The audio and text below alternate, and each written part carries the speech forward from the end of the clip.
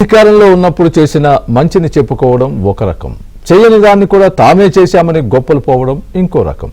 YCP అధినేత జగన్ రెడ్డి రెండో రకం అంటున్నారు మంత్రులు. 2 ఏళ్ల కూటమి పాలనలో ఏం చేశామో, భవిష్యత్తులో ఏం చేస్తామో జనం ముందు తమ ప్రోగ్రెస్ రిపోర్ట్ ఉంచుతున్నారు పాలకులు.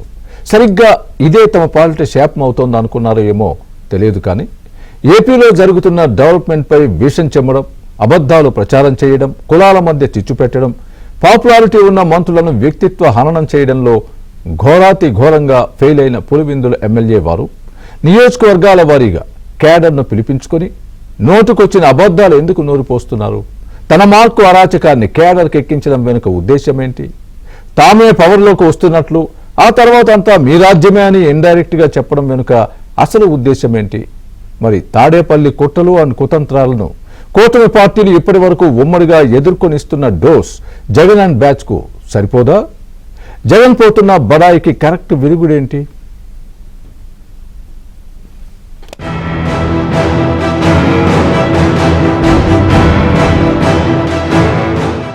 ఏపీలో చంద్రబాబు నాయుడు నేతృత్వంలోని 2 ఏళ్ల పాలన పూర్తవడంతో సొంత పార్టీ క్యాడర్ను మచ్చిక చేసుకునే పనిలో పడ్డారు గురువారం పొలిటికల్ స్టార్ జగన్ రెడ్డి. గత 2 ఏళ్లుగా పార్ట్ టైం పాలిటిక్స్ చేస్తున్న జగన్ రెడ్డి తాను పార్టీ అధినేతనని గుర్తొచ్చినప్పుడల్లా ఒక నియోజకవర్గ నాయకులను తన తాడేపల్లి ప్యాలెస్ కి పిలిపించుకుని మాట్లాడుతున్నారు. ఈసారి రంపచోడవరం నియోజకవర్గ నాయకులు కార్యకర్తలతో సమావేశమయ్యారు జగన్. ఏపీలో కూటమి అన్యాయమైన పాలన సాగిస్తోందని, ప్రశ్నించే వారిపై దొంగ కేసులు పెడుతున్నారని, రెడ్ బుక్ రాజ్యాంగం వెర్రితలలు వేస్తోందని, ప్రజల తరపున వైసీపీ నాయకులు గట్టిగా నిలబడాలని, జగన్ 2.0లో కార్యకర్తలను బాగా చూసుకుంటానని, తాను అధికారంలోకి వస్తే ప్రతి సంక్షేమ కార్యక్రమం కార్యకర్తల చేతుల మీదుగా ప్రజలకు అందుతుందని చెప్పి మరీ బతిమిలాడుకుంటున్నారు జగన్ రెడ్డి. మనం రాకమునుపు వ్యవసాయం అన్నది రైతు ఎన్నెన్ని ఇబ్బందులు పడతా ఉన్నారు, మనం వచ్చిన తర్వాత రైతు ఏ విధంగా బాగుపడ్డాడు అన్నది నాకన్నా బాగా మీలో ఎవరికి మైక్ ఇచ్చినా కూడా చక్కగా చెప్పగలుగుతారు. చూస్తా చూస్తా కన్ను మూసుకొని తెరిచేసరికి 2 ఏళ్ళు అయిపోయింది. దేవుడు దయ వల్ల ఉండదు ఇంకా 3 ఏళ్ళే. ఆ 3 ఏళ్లలో కూడా ఇంకొకటిన్నర సంవత్సరం కన్నా పోతే నా పాదయాత్ర కూడా స్టార్ట్ అయిపోతుంది.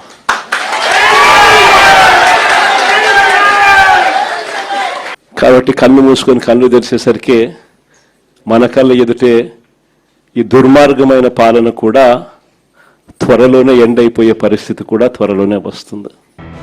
ఏపీలో కూటమి సర్కారుకు 2 ఏళ్లైన సందర్భంగా ఏపీలోని గుంటూరు, ఒంగోలు, కడపలో విజయోత్సవ సభలు జరిగాయి.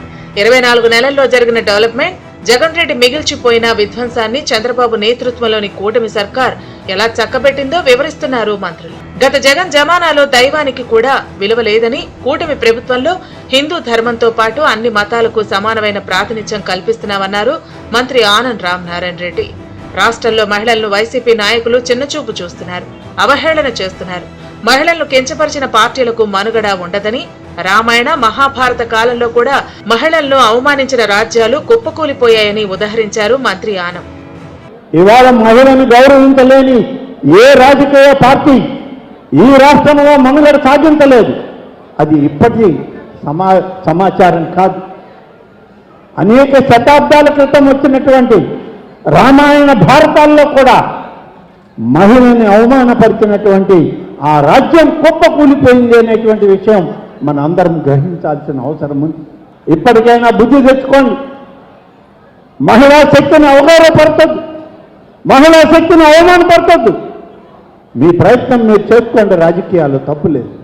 అంతేగాని ఒకరిని విమర్శిస్తే, ఒకరిని తోలనాడితే, ఒకరిని అవమానపరిస్తే దానిలో ఏదో లబ్ధి చేకూరుతుందంటే ఇంకంత పతనం తప్ప మీకు ఏమాత్రం కూడా రాజకీయ లబ్ధి పొందలేరు అని చెప్పి సందర్భంగా తెలియజేస్తూ, చేయని అభివృద్ధిని చేసినట్లు గొప్పగా చెప్పుకుని జగన్ రెడ్డి పబ్బం గడుపుకుంటున్నారని విమర్శించారు మంత్రి బాల వీరాంజనేయ స్వామి.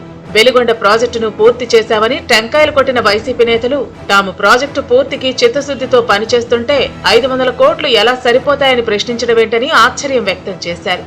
వైసీపీకి ఒకసారి ఓటు వేసిన పాపానికి 5 ఏళ్లు ఏపీ నాశనమైంది. అధికారం వచ్చాక నిద్రపోయిన జగన్ కూటమి ప్రభుత్వం చేస్తున్న అభివృద్ధిని తన ఖాతాలో వేసుకోవాలని చూస్తున్నారని విమర్శించారు మరో మంత్రి గొట్టిపాటి రవికుమార్. పోలవరం ప్రాజెక్టు పూర్తి చేస్తున్నారు. వెలుగొండ ప్రాజెక్టు అయితే ఎన్నికల ముందు హడావుడిగా వచ్చి టెంకాయలు కొట్టి చప్పట్లు కొట్టుకొని పోతే ఈ రోజు అడుగుతారు 500 కోట్లు సరిపోతాయి, ఎంత డబ్బులు ఇస్తున్నారని చెప్పి నిశ్చితగా ఆ రోజు ప్రోగ్రాం ఏర్పాటు చేసినటువంటి వ్యక్తులు మాట్లాడతారు. అంటే మీ ద్వంద్వ వైఖరి, మీ మోసం బయటపడవుతుంది. ఈరోజు చెప్తున్న సభా సాక్షిగా తప్పనిసరిగా వెలుగొండ ప్రాజెక్టు ఈ సంవత్సరంలో పూర్తి చేసి నల్లమల సాగర్లోకి నీళ్లు తెచ్చేదానికి మా ప్రభుత్వం చిత్తశుద్ధిగా ఉందని నేను చెప్తా ఉన్నా. పోయినసారి కూడా ఒక్క ఓటు అని చెప్పి జనంలో దిగాడు జగన్మోహన్ రెడ్డి గారు. ఒక్క ఓటు చేసిన పాపానికి 5 సంవత్సరాలు రాష్ట్రం ఏ విధంగా సర్వనాశనమైందో, రాజధాని రాష్ట్రంగా లేని రాష్ట్రంగా ఏ విధంగా మిగిలిపోయిందో, పోలవరం లాంటి డ్యాముని 70% పూర్తి చేస్తే దాన్ని కూడా పూర్తి చేయలేని అసమర్థుడు ఎవరైనా ఉన్నారంటే అది జగన్మోహన్ రెడ్డి అని చెప్పడంలో ఏమాత్రం కూడా సందేహం లేదనమాట. జగన్మోహన్ రెడ్డి విచిత్రమైన పరిస్థితి ఉంది, అతని మనస్తత్వం కూడా విచిత్రమైన పరిస్థితి ఉంది. అధికారం ఇచ్చిన 5 సంవత్సరాల్లో ఉన్నా ఇంట్లో నిద్రపోయాడు. అధికారం పోయిన తర్వాత మన అభివృద్ధి చేస్తుంటే ఇవన్నీ నా టైంలో చేశాను, ఇవన్నీ నాది అంటున్నాడు. ఏపీలో వేలాది మందికి ఉపాధి ఇచ్చే ఆక్వా కంపెనీలపైన కులన్ రంగు పులిమి పైశాచిక ఆనందం పొందుతున్నారు పులివెందుల ఎమ్మెల్యే జగన్ రెడ్డి. తన 5 ఏళ్ల పాలనలో రొయ్యల మేత ధర టన్ను 20,200 పెరిగిన మాట నిజం కాదా? ఆక్వా పరిశ్రమల నుంచి 5,000 కోట్లు జే ట్యాక్స్ వసూలు చేసి ఆ రంగాన్ని సంక్షోభంలోకి నెట్టింది మీరు కాదా అంటూ ప్రశ్నించారు ఏపీ ప్రభుత్వ సలహాదారు ఎంఏ షరీఫ్. అమెరికా వేసిన సుంకాలపై జగన్ పట్టించుకోకుంటే చంద్రబాబు చొరవతో కూటమి ప్రభుత్వం సాయశక్తులా చేస్తున్న ప్రయత్నానికి మద్దతివ్వాల్సింది పోయి విషం చెమ్మడి వెంటనే నిలదీశారు షరీఫ్. అధికారం కోల్పోయిన జగన్మోహన్ రెడ్డి గారు అన్ని విషయాలలోని రాజకీయం చేసి కుల రంగును పులిమి ఆ రకంగా తమ చేతకాని తనాన్ని తాను అధికారంలోప్పుడు అనుసరించిన తప్పుడు విధానాల్ని కప్పుపుచ్చుకొని ఈనాడు కూటమి ప్రభుత్వం మీద నీలాప నిందలు వేయటానికి చేస్తున్న ప్రయత్నాలు చూస్తుంటే ఈనాడు మరి సిగ్గనిపిస్తుంది. ఏవైతే ఆక్వా ఫీడు అదే రకంగా సీడు ప్రాసెసింగ్ యూనిట్లు ఏవైతే ఉన్నాయో రాష్ట్రంలో వాటికి కులరంగు పులుముతున్నారు. ఇక ఏపీలో కూటమి ప్రభుత్వం చేసిన అభివృద్ధిపై అవాకులు చవాకులు పేలుతున్న వైసీపీ చీఫ్ జగన్ రెడ్డికి పీసీసీ చీఫ్ వైఎస్ షర్మిలకు హోల్సేల్ గా కౌంటర్ ఇచ్చారు ఏపీ బీజేపీ చీఫ్ మాధవ్. ఆంధ్రాలో డబుల్ ఇంజిన్ సర్కారు చేసిన డెవలప్మెంట్ చూడాలంటే అన్నా చెల్లెళ్లు ఇద్దరూ పాదయాత్ర చేసి 4 కళ్లతో చూసి ప్రచారం చేయాలంటూ సెటైర్ వేశారు మాధవ్. మెగా డిఎస్సీపై అటు ప్రభుత్వ పరంగా మంత్రులు సంబంధిత అధికారులు వివరణ ఇచ్చినా రాజకీయం కోసం జగన్ రెడ్డి రాద్ధాంతం చేయడాన్ని తప్పుపట్టారు మాధవ్. ఇవన్నీ కూడా డబుల్ ఇంజిన్ సర్కార్ కారణంగా అయ్యాయి. ఒక పక్క సంక్షేమం, ఇంకో పక్కన అభివృద్ధి, అలాగే వీటన్నిటితో కలిసి ప్రజల యొక్క నమ్మకాన్ని చూరుకునే విధంగా ఇవాళ 12 ఏళ్ల పరిపాలన, 2 సంవత్సరాల రాష్ట్రంలో ఎన్డీఏ పరిపాలన ఆ విధంగా ఉందని చెప్పి ఆ విధంగా ప్రజలు ఇవాళ ఆనందంగా ఉన్నారని తెలియజేస్తున్నారు. జగన్మోహన్ రెడ్డి గారు నిజంగానే రమ్మని కోరుకుంటున్నాం. షర్మిల గారు కానీ జగన్ గారు కానీ ఒకసారి పాదయాత్ర మీరు చూడండి, ఒకసారి ఈ యొక్క డెవలప్మెంట్ ప్రాజెక్ట్స్ అన్ని కూడా చూడండి. మీ అందరు చూపిస్తాం మీకు కళ్ళకు కట్టినట్టు జరుగుతున్న కార్యక్రమాలు, అభివృద్ధి చూడండి.